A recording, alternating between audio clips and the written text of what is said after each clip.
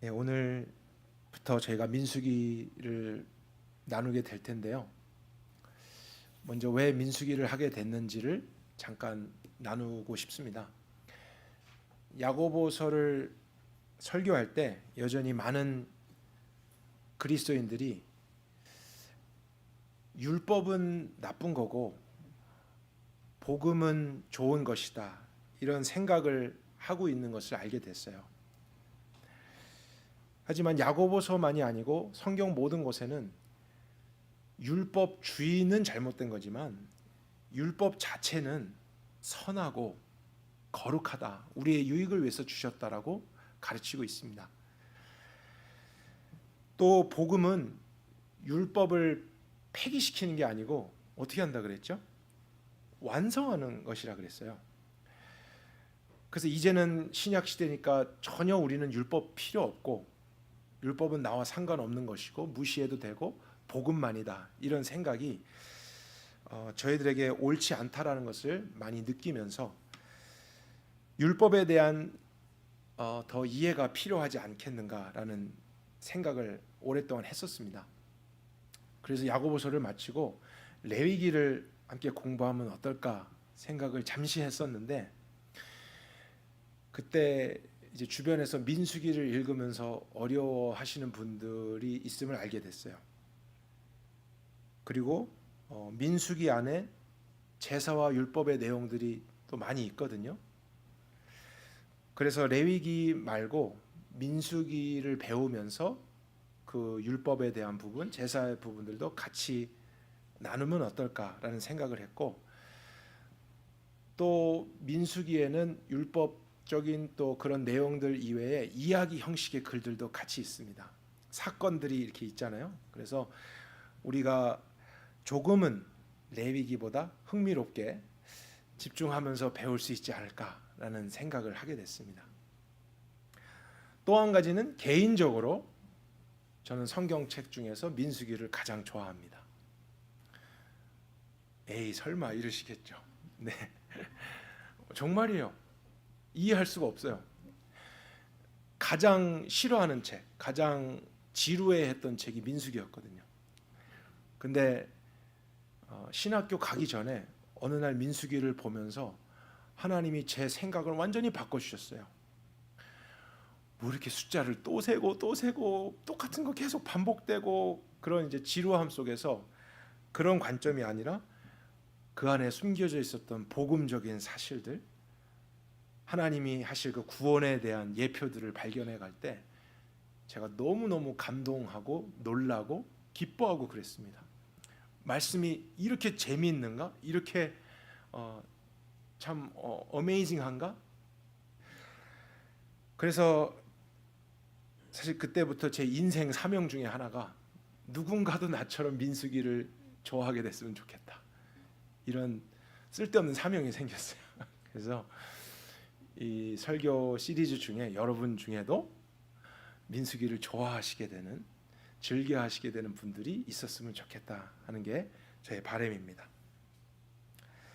여러분 중엔 저하고 민수기를 성경 공부 시간에 배워보신 분들도 더러 계십니다. 근데 성경 공부와 설교는 방식에 있어서 차이가 있기 때문에 새롭게 좀 다가오시지 않을까라는 생각도 하고요. 분량은 36장이 있어서 또 성경 공부처럼 디테일하게 다 다루기는 어려울 것 같습니다.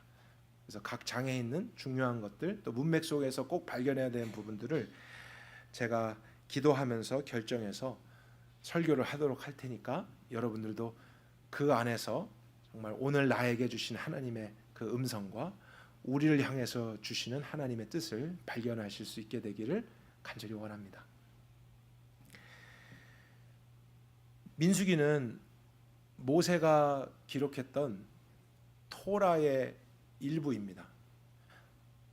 토라는 한 두루마리로 이제 적혀졌던 글이죠.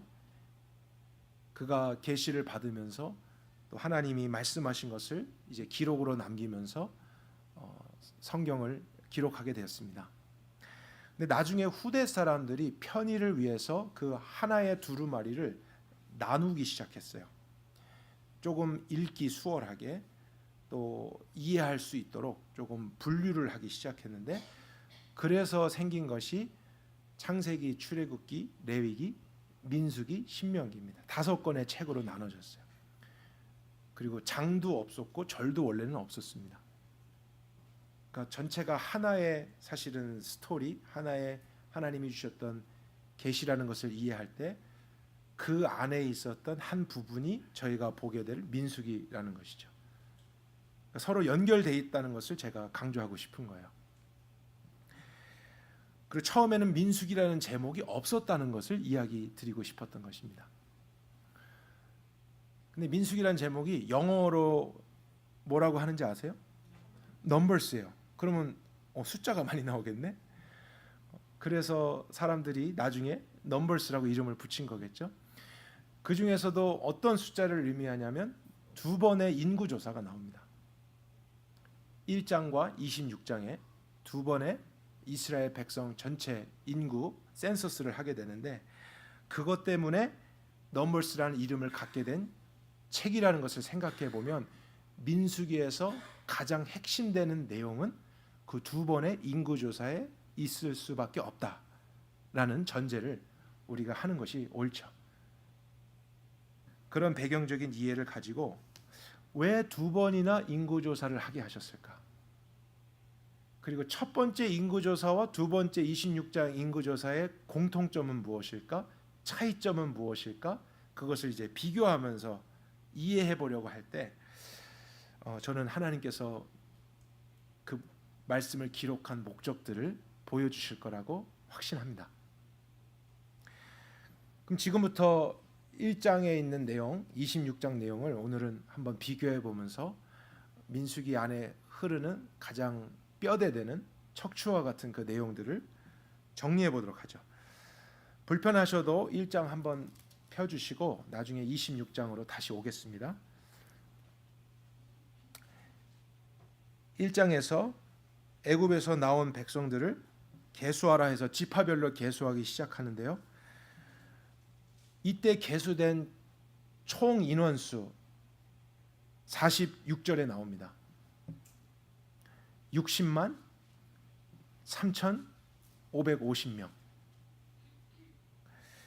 20세 이상 남자들만을 계수한 것입니다. 60만 3,550명. 여성이나 아이들까지 만약에 포함을 하게 된다면 뭐 3배 이상의 인구가 그때 되었을 것으로 추측이 됩니다. 그럼 이제 26장 가볼까요? 26장에서 전체 인원수 두 번째 인구 조사를 했을 때는 총 인원이 몇 명이었을까? 26장 51절에 몇 명으로 나오죠?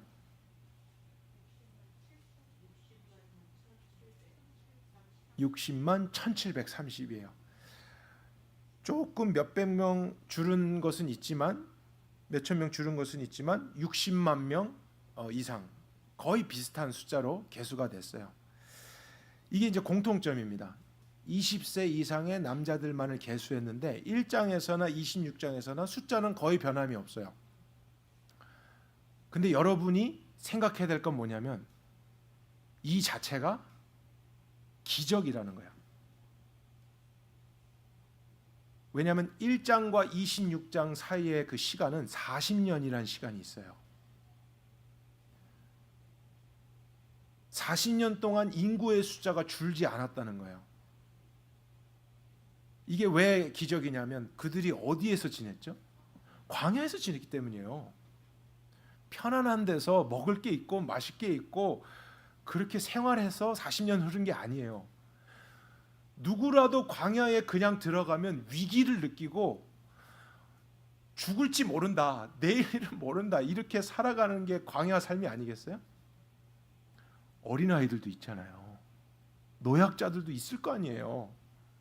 아픈 사람도 있을 수 있고, 이런 편안한 시설이 있는데도 그런 연약한 자들이 있을 때 위기를 느낀진데, 광야에서 60만 명, 200만 명의 가족이 함께 40년을 생활한다. 그런데 인구의 숫자가 줄지 않았다. 이건 하나님이 그들을 돌보셨다는 거예요. 그들을 보호하셨다는 거예요. 매일매일 먹여주셨다는 거예요. 마실 물을 주시고 모든 위험한 요소, 더위와 추위와 전갈에 또 독사의 모든 상황 중에서 하나님은 보이지 않는 손으로 날마다 40년 동안 역사해 주셨다는 증거입니다. 왜냐하면 그들이 하나님의 백성이기 때문이에요. 왕으로서 그의 백성을 돌보는 게 당연하기 때문이에요. 이게 공통점인데 오늘 본문 26장 마지막 부분을 같이 보겠습니다. 그런데 차이점이 또 있습니다. 26장에서는 모세와 엘르아살이 계수를 합니다. 이때는 요단강을 건너는 바로 앞에서 가나안 땅 들어가기 직전에 다시 계수한 거죠. 근데 계수를 했는데 숫자는 같아요. 그런데 뭐가 다릅니까? 처음 모세와 아론이 40년 전 1장에서 계수했던 이스라엘 자손은 한 사람도 어떻게 됐다고요? 이 안에 들어있지 않아요. 왜냐하면 여호와께서 못 들어간다 했기 때문이에요. 그들은 죽을 것이다 했기 때문이에요. 심지어 모세도 아론도 못 들어갔습니다. 근데 2명만은 들어갔죠. 1차 계수 때 계수되었던 딱 2명은 26장에도 계수되면서 결국엔 같이 새로운 이스라엘과 가나안 땅에 들어가요. 그들이 갈렙과 여호수아죠. 그러니까 1차 계수 때나 2차 계수 때 외형은 똑같아요. 이스라엘 똑같아요. 또 인구수 똑같아요. 사람으로 말하면 몸무게 똑같은 거예요. 그런데 내적으로는 완전히 다른 이스라엘이 되었다는 거예요. 새로운 세대가 되었다는 거예요. 하나님의 의도가 무엇일까?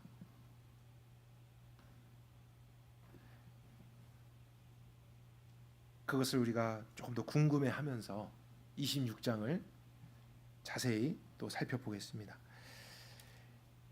26장에 보게 되면은 1장에는 없었던 몇 가지의 차이점이 발견되는데 이것 때문에 1차 때 계수된 사람들은 2차 때 계수가 되지 않습니다. 가나안에 들어갈 수 없게 됩니다. 첫 번째 차이점 9절에서 11절까지 내용인데요.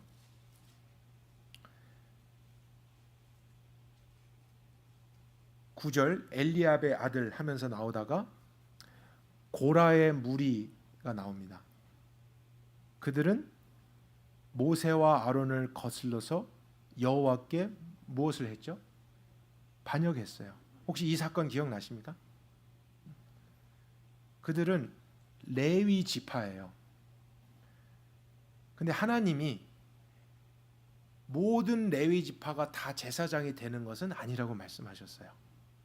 레위 지파 중에서도 아론의 아들들만 제사장이 됐어요. 같은 레위 지파인데 아론의 아들들이 아니면 제사장을 할 수가 없어요. 그들은 레위 지파의 역할을 따로 부여받습니다. 사실은 제사장이 하는 일들 옆에서 수종 들고 돕고 제사를 돕는 그런 역할들이에요. 그런데 고라의 무리들 레위인들 중에서 그 제사장의 직분을 시기 질투하는 일들이 생겨난 거예요. 왜 쟤네만 제사장하고 나도 하고 싶은데 나도 잘할 수 있는데. 이유는 뭐 정확하게 모르겠는데 아마 그들이 입었던 옷도 좀 화려하고 사람들 앞에서 시선도 받고 이런 권위에 대한 동경함이 있진 않았을까. 죄죠. 그래서 하나님께 반역을 했을 때 하나님이 그 문제를 굉장히 엄중하게 다루셨습니다. 이것이 2차 계수 때 기록되어 있어요. 그리고 두 번째 차이점 14절입니다. 시몬의 종족들이니 계수된 자가 22,200명이었더라. 그냥 숫자만 보면 넘어가 버릴 부분인데 1차 때하고 2차 때 뭐 차이점은 없을까? 이렇게 비교해서 보다 보면은 22,200명이 좀 이상한데? 나올 수 있는 부분이요. 왜냐하면 1차 때 시므온 지파는 59,300명이었어요. 다른 12지파 중에서 좀 많은 편이었어요. 그래서 1차 계수 때와 2차 계수 때 지파들을 비교해 보면 뭐 다 똑같은 건 아닙니다. 조금씩 뭐 수천 명의 차이는 있어요. 그런데 이렇게 수만 명의 차이가 나는 것은 시므온 지파뿐이에요. 그만큼 줄어든 지파. 왜 줄었지? 우리가 생각해 볼 수 있잖아요. 시므온 지파한테 무슨 일이 있었나? 이렇게 생각을 해볼 때 26장인데 바로 25장에 사건이 있었어요. 25장에서 시므온 지파의 족장 리더가 음행을 합니다. 근데 이 음행은 미디안 족속의 우상 숭배와 직접적인 연관이 있었어요. 근데 이게 너무너무 참 악하고 더러운 까닭은 그 우상 숭배에 가담한 죄 때문에 하나님의 진노가 임하고 막 백성들이 초조해하고 있는데 그 현장에서 시므온 지파의 리더가 음행을 하러 또 들어가고 있어요. 아무도 그것을 말리지 않고 있어요. 뭔가 지금 영적으로 이상한 거예요. 그런 음행과 우상 숭배의 죄에 대해서 감각이 둔해져 있어요. 하나님을 두려워하지 않는 마음들이 지금 있는 거예요.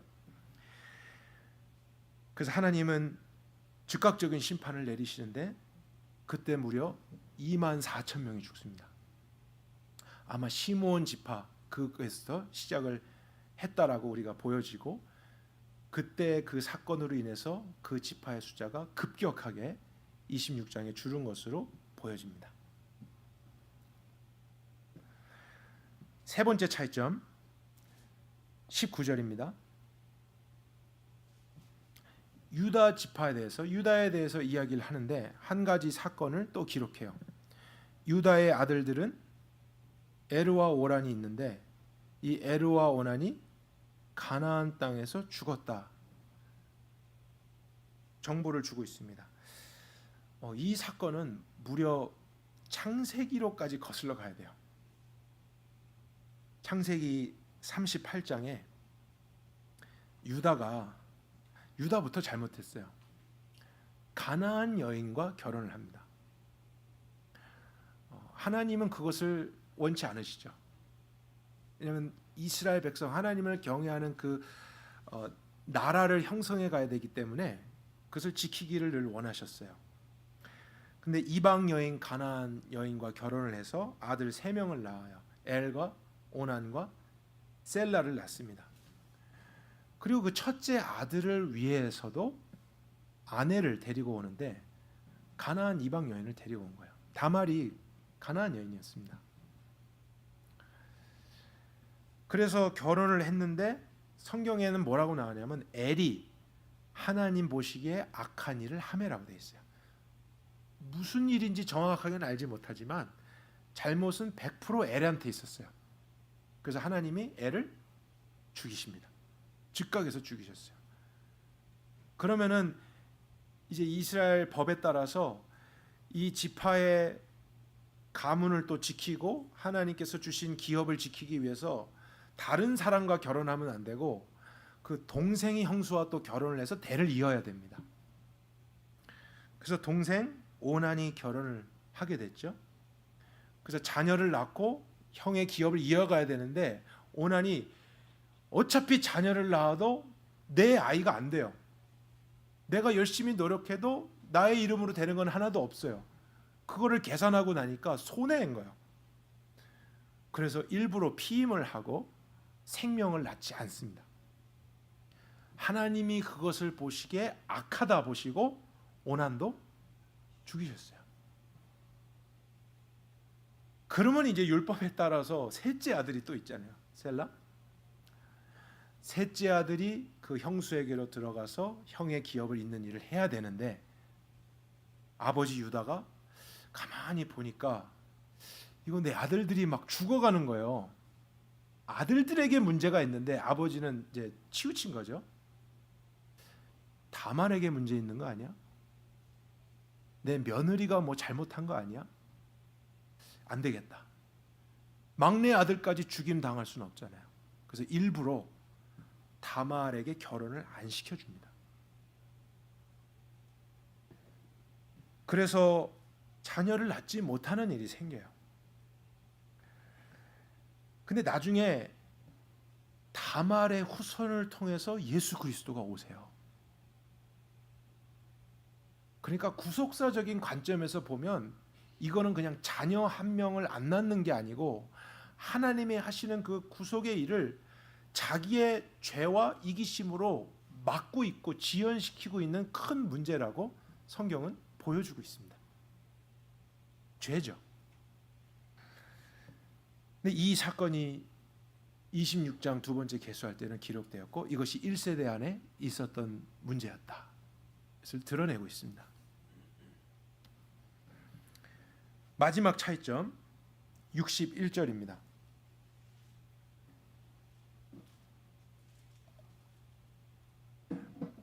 레위 지파에 대한 부분인데요.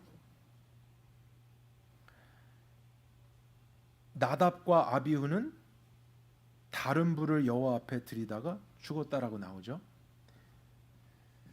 이 사건은 레위기 10장에 기록된 사건이고 하나님께서 이렇게 12지파와 레위 지파 또 아론의 아들들 제사장 직분을 나눠주면서 역할을 분배하셨고 하나님의 거룩하심이 있기 때문에 백성들이 죄를 지었을 때 하지만 그 죄를 어떻게 해결함으로써 하나님과의 연합을 계속 유지할 수 있는지 그 엄청난 비밀을 알려주시고 제사장을 세우신 거예요. 그래서 그 영광스러운 일, 너무나 놀라운 일, 그 첫 번째 제사를 드림에 있어서 근데 나답과 아비후가 하나님이 말씀하신 방식대로 하지 않습니다. 다른 불을 가지고 와서 이제 제사를 드렸는데 하나님은 그들을 심판하셨죠. 즉각에서 죽이셨어요. 근데 이것이 기록된 레위기 10장에 보면은 우리 화면에 한번 있는데 볼까요? 8절 9절 같이 읽겠습니다. 여호와께서 아론에게 말씀하시되 회막에 들어갈 때에는 포도주와 독주를 마시지 그리하여 너의 죽음을 너희 대대로 지키리라. 여러분은 뭘 발견하십니까? 나답과 아비후가 다른 불을 드리고 죽임을 당한 직후에 주신 말씀이에요. 근데 여기에 아론에게 너와 내 자손들은 회막에 들어갈 때 포도주 독주 마시지 마라 그랬어요. 그럼 우리가 이제 예측해 볼 수 있는 건 추측해 볼 수 있는 건 뭐냐면 나답과 아비후가 술을 마시고 들어간 거예요. 포도주나 독주를 취한 상태로. 왜 그랬을까? 그리고 하나님이 하란 대로 안 하고 다른 불을 자기 마음대로 가지고 와서 오히려 하나님의 거룩함을 무시하게 되는 일을 했습니다. 하나님은 심판하셨습니다. 이 일로 아론과 이스라엘 백성은 큰 슬픔에 빠졌습니다. 그래서 지금까지 살펴본 이 네 가지의 사건은 1장의 1차 계수 때에는 들어있지 않는 내용이에요. 저희가 살펴본 물과 다른 사건들이지만 공통점이 있는 것을 발견하죠. 어떤 공통점입니까? 다 죄예요. 죄와 관계된 것들이에요. 그것도 하나님이 즉시 심판하신 죄에 대한 항목들이 적혀져 있어요. 하나님이 즉시 심판하시지 않은 죄들도 있어요. 그러나 즉각적으로 그런 죄들 다음에는 하나님이 진노를 부으시고 그들을 죽게 하셨어요. 그 정도로 하나님은 이러한 죄를 싫어한다, 미워한다, 함께할 수 없다, 이것을 보여주셨던 사건들이에요. 우상숭배, 음행, 반역, 제사를 방해하고 소홀히 여기는 이런 일들은 하나님께는 용납될 수 없는 일이에요. 왜냐하면 이것 없이는 그들에겐 구원이 없기 때문이에요. 그래서 하나님은 모세와 함께 애굽에서 나와서 광야를 통과했던 이 1세대들 안에 이러한 죄가 있었음을 새로운 세대들에게 보여주시는 거예요. 그리고 왜 1세대들이 못 들어갔는지 아느냐? 그게 13장, 14장 이렇게 나오는데요. 가나안 땅에 들어가기 전에 정탐꾼을 보내잖아요. 근데 이것도 신명기하고 비교해서 보면은 정탐꾼을 보내기로 생각한 것이 이스라엘 백성들이었음을 발견하게 돼요. 그냥 믿고 가면 되는데 꼭 확인해 보고 싶은 거예요. 어떤 땅이지? 우리가 차지할 수 있겠지? 잘 가고 있는 건 맞겠지? 그러니까 뭔가 사실은 불신이나 불안으로 인해서 요청했던 것이 정탐꾼 사건이에요. 하나님은 허락해 주셨어요. 12명의 정탐을 해서 보고를 합니다. 근데 보고 들은 것, 경험한 것을 그대로 전해요. 근데 어렵고 힘들고 우리는 그들 앞에 아무것도 아니다. 그렇게 보고 들은 것을 보고했는데 1세대 이스라엘은 어떻게 합니까? 거기에서 해석을 자기 마음대로 하는 거예요. 눈에 보이는 대로. 하나님이 우리를 가서 죽이려고 데리고 왔나 봐. 선한 하나님이 아니네. 악한 분이잖아. 우리 왜 이 길을 가는 거야? 가면 어차피 내 자녀들도 다 죽는데, 안 되는데, 우린 그들의 밥인데. 그래서 막 밤새 철야 기도를 합니다. 근데 이 기도가 원망하는 기도예요. 하나님의 대적하는 기도예요. 그래서 하나님은 그들로 하여금 이 가나안 땅에 들어갈 수 없다라고 말씀을 주신 것이죠. 그것이 1세대들 안에 있었던 죄예요. 이스라엘이라고 하는 백성들 안에 지배적으로 있었던, 고질적으로 있었던 문제예요. 애굽에서 몸은 나왔는데 마음의 상태는 여전히 애굽 같고 여전히 세상 같은 것이 1세대들의 모습이었던 거예요. 그러한 모습으로는 가나안 땅에 아무도 들어갈 수 없다, 이렇게 말씀하셨어요. 여러분, 성경에서 이 가나안은 몇 가지 의미를 갖게 되는데, 한 가지 중요한 의미는 영원한 안식이 있는 천국을 상징합니다. 그렇죠? 그래서 광야와 같은 세상을 지나서 요단강을 건너서 우리는 안식이 있는 거예요. 영원한 안식. 나의 홈타운이 정말 거기로 이제 되는 그러한 상징적인 곳인데, 하나님은 애굽에서 나온 이스라엘이 죄에 익숙한 모습으로 그 가나안에 들어가지 못하게 하신 거예요. 그러한 자들에게는 합당하지 않다라는 것을 메시지로 주시는 거예요. 광야를 일부러 통과하게 하면서 그들 안에 있었던 죄의 문제를 드러내시는 거예요. 우상에 대한 문제, 하나님에 대한 불신에 대한 문제, 죄에 대한 문제들, 하나님은 다 드러나게 하셔서 내가 그것을 얼마나 싫어하는지, 미워하는지, 그러한 죄로 인해서 나와 함께할 수 없는 것인지, 이것을 계속 말씀하십니다. 근데 그런 일이 있음에도 1세대 이스라엘의 가장 큰 문제는 바르게 회개를 하지 않아요. 그런 말을 들었어도, 그런데요, 그래도 우린 갈 건데요, 이게 1세대들의 있었던 마음의 상태입니다. 돌 같은 마음이었어요. 그러나 26장에 새로운 이스라엘, 겉은 똑같아요. 이스라엘이에요. 인구수도 똑같아요. 남들이 보면 이스라엘이네, 이렇게 할 겉모습인데, 하나님이 하신 일은 그들은 내적으로 변화된 이러한 죄의 종로를 타지 않는 새로운 이스라엘임을 말씀해 주신 거예요.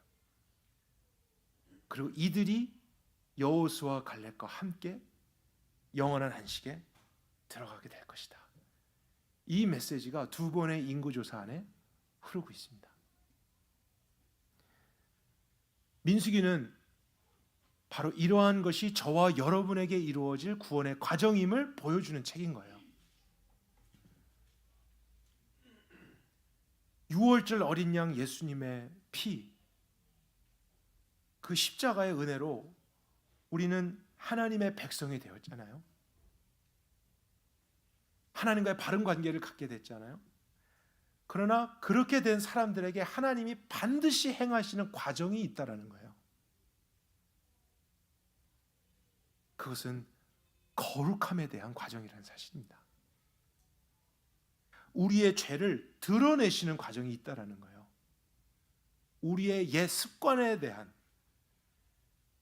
우리 안에 있었던 보이지 않던 실제의 나의 모습을 하나님은 광야에서 드러내셔서 그것을 씻으시고 다루시고 고치시고 그 모습 그대로가 아니라 하나님이 원하시는 모습이 되어서 그들이 영원한 안식에 들어가도록 그러한 구원을 이루신다는 것이 민수기의 가장 중요한 메시지입니다.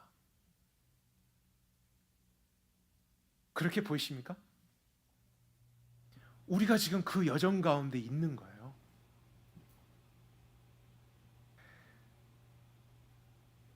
하나님이 구원하신 그 그림은 어디에서 그냥 어디로만 옮기는 위치의 변화가 아닙니다. 애굽에서 가나안 가게 하는 거, 이게 구원이 아니라는 거예요. 세상에서 천국에 가는 거, 위치 변경하는 거, 이게 구원이 아니라는 거예요. 애굽에서 나와서도 여전히 애굽화되어 있는 내면의 상태, 죄에 지배받고 종노릇 받는 그 상태에 대한 변화, 그래서 하나님의 자녀와 백성답게 거룩해지는, 이것이 하나님이 이루려 하는 구원이라는 사실입니다. 거룩한 구원인 거예요. 하나님의 그 이루시는 우리 안에 이 새로움으로 인해서 우리는 꼭 천국에 가야만이 아니라 여전히 광야 안에 있어도 천국과 같은 삶을 경험할 수 있다는 것이 하나님의 메시지입니다. 그 기적이 있다는 거예요. 하나님이 먹이시나 입히시나 돌보시나 안 돌보시나 보라는 거예요. 그러나 너는 거룩함을 지켜라. 세상의 길로 가지 말아라. 나의 자녀들아, 내가 너와 함께한다. 그러나 그러한 죄들이 있은 곳에는 내가 함께할 수 없다는 거예요. 어느 정도로 함께할 수 없냐면 이 정도로 함께할 수 없다. 하나님은 기록하여서 그들로 하여금 경고를 주시는 거지, 하나님이 심판을 즐겨하시는 분이 아니십니다. 진노하기를 기뻐하시는 분이 아니에요. 그러면 이미 성경은 얇아졌고 우리 인생의 역사는 짧아졌을 거예요. 그러나 하나님이 오래 참고 기다리시는 까닭은 진노할 수 없어서가 아니에요. 그들이 깨닫고 돌아오기를 바라시는 거죠.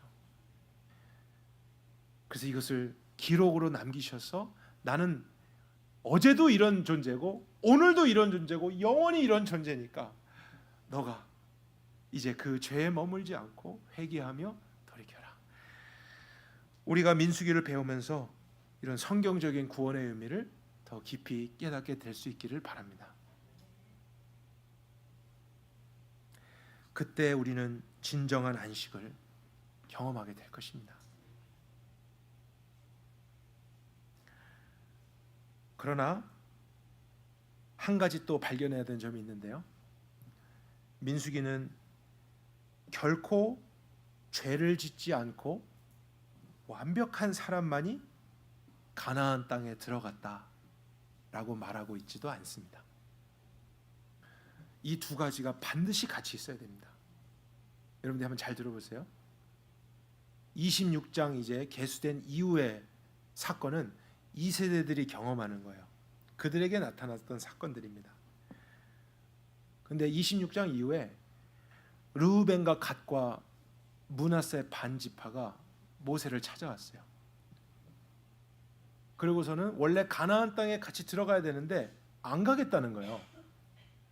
왜 안 가냐? 그랬더니 우리는 그냥 서쪽에 건너가지 않고 여기에 땅을 분배받아서 자녀들과 살았으면 좋겠습니다. 자기가 원하는 것을 얘기했어요. 근데 이게 사실은 가벼운 일이 아닙니다. 모세와 리더들이 화를 냈어요. 왜냐하면 하나님의 백성이 가나안 땅에 들어가서 정복할 것을 명령하셨는데 안 가겠다고 하는 것은 일단 하나님의 뜻을 반하는 것이고, 또 나머지 지파들은 들어가서 싸워야 되잖아요. 근데 갈라지게 되면은 사기가 저하되는 거 아닙니까? 그럼 왜 우리는 가야 돼? 우리는 왜 싸워야 돼? 쟤네도 안 가는데. 이렇게 분란을 일으킬 수 있는 문제였던 거예요. 그래서 르우벤이나 갓, 므낫세 지파 사람들은 거기까지 미처 생각하지 못한 채 자기 중심적인 생각을 했습니다. 나의 유익을 구했어요. 생각했어요. 근데 하나님께서 아니다, 옳지 않다라고 말씀을 주셨습니다. 만약에 1세대들 1장에서 계수됐던 사람들이 이런 비슷한 사건을 경험하면 항상 이런 식이었어요. 그래서요? 그래도 우린 할 건데요. 그래도 우리 마음대로 원하는 것을 취할 건데요. 이게 1세대들의 상태였어요. 근데 또 똑같이 넘어질 수 있고 자기중심적인 생각할 수 있고 실수도 하지만 2세대들의 다른 점은 뭐냐면 잘못됐어, 옳지 않아, 하나님 기뻐하시는 거 아니야, 이런 메시지를 들으면 그들이 놀랐어요. 그리고 겸손히 자신을 낮췄어요. 그랬군요. 미처 몰랐습니다. 잘못했습니다. 돌이킬 줄 아는 마음을 가졌어요. 마음이 부드러운 세대예요. 우리가 그럼 어떻게 할까요? 이렇게 하는 건 어떨까요? 그래서 나왔던 결론이 뭐냐면 우리가 일단은 다 같이 들어가겠습니다. 가서 책임을 다해서 이스라엘에서 함께 싸우겠습니다. 그러나 그 전쟁이 이제 다 끝나고 해결된 후에는 우리가 다시 서쪽으로 돌아와서 이쪽 땅을 분배받으면 안 되겠습니까? 하나님은 뭐라 그러셨습니까? 좋다 그러셨어요. 여러분, 하나님이 이런 분이세요. 기계적이고 법에 따라서 돼 안 돼 이렇게만 하는 그런 비인격적인 분이 아니라 우리가 요청할 수 있고 질문할 수 있고 대화를 나눌 수 있어요. 실수할 수 있어요. 그러나 돌이키고 자세를 낮추고 겸손하면은 주님이 왜 심판하세요? 왜 죽이시냐고요? 우리가 자녀들한테도 그렇잖아요. 아버지의 마음인 거예요. 그래, 그거는 괜찮다, 그거는 잘했네. 하나님은 그들을 높여주시는 거예요. 이런 세대들이 가나안 땅에 들어갔다는 사실입니다. 민수기는 오늘날 한 번 구원은 영원한 구원이라는 표현 아래 죄를 쉽게 허용하는 자유주의 신학을 배척하면서도 거룩에 대해서 강조하죠. 그러나 동시에 더 이상 죄를 짓지 않고 완벽하게 살아야 하고 흠없이 살아야만 구원을 받는다고 하는 극단적인 보수주의 신앙도 저지하는 책이에요. 저는 굉장히 중요하다고 생각합니다. 왜냐하면 자유주의 신앙만큼 극단적인 보수주의도 위험하기 때문이에요. 교회를 병들게 하기 때문이에요. 거룩이라는 주제로 사람들을 다 올가매고 신앙생활의 기쁨이 아니라 책임감과 무게로서 더 어둡게 만드는 것이 그러한 또 신학과 신앙생활이기 때문입니다. 그럼 여러분, 거룩의 최상급, 정말 극치의 거룩, 그러한 사람들이 경험하는 것이 성경에서 무엇이라고 표현했냐면 기쁨이라고 표현했어요. 거룩은 심각함이 아니에요. 거룩은 어두운 게 아니에요. 오히려 더 밝고 참된 기쁨과 환희와 만족과 그 영광스러움으로 인해서 우리의 삶에 그보다 덜한 것을 버릴 수 있는, 더 이상 이제 마음을 주지 않을 수 있는 이러한 것이 거룩의 가장 높은 극치입니다. 우리의 신앙생활에 이게 필요하지 않을까요? 하나님을 알아가는 기쁨, 그분과 교제하는 즐거움, 그분 안에서 해결되어지고 성장해가는 이런 것이 우리의 삶이 되어야 되지 않겠냐는 거예요. 구원받은 사람의 특징은 완벽함이 아닙니다. 꼭 기억하시길 바라고, 민수기에서 그것을 성경적으로 우리가 확인할 수 있기를 바랍니다. 우리의 신앙생활에 민수기를 통해 경직되어 있는 것이 풀어지고, 나도 모르게 막 내가 스스로 무거운 짐을 짊어지는 이런 삶이 나타날 때가 있어요. 그러나 정말 진리가 우리를 자유케 한다는 것이 어떤 의미인지를 우리가 배울 수 있길 바랍니다. 누릴 수 있길 바랍니다.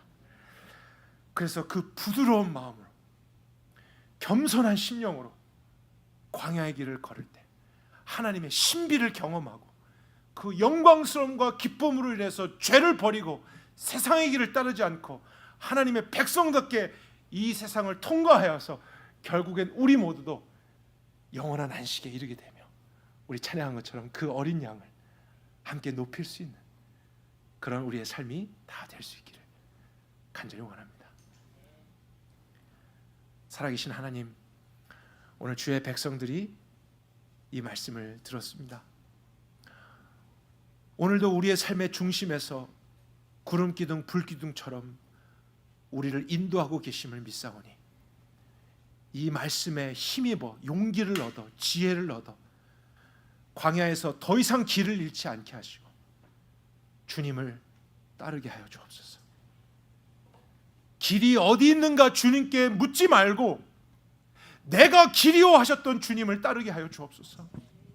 그분을 따르면 거기가 길이 될 것이고, 그분을 따르면 산들이 평지가 될 것이고, 그분을 따를 때 막혀진 바다도 갈라질 것이고, 그분을 따르는 그 순종의 자리에서 우리는 결핍이 풍성함으로 바뀌어지게 될 것입니다. 우리를 먹이시고 입히시고 보호하시고 돌보아 주시는 아버지의 사랑 안에서 정말 기쁘게, 감사하게, 정말 만족스럽게 이 세상을 살아갈 수 있는 참 그리스도인들이 다 되게 하여 주옵소서. 우리가 주님을 사랑합니다. 예수 그리스도의 이름으로 기도했습니다.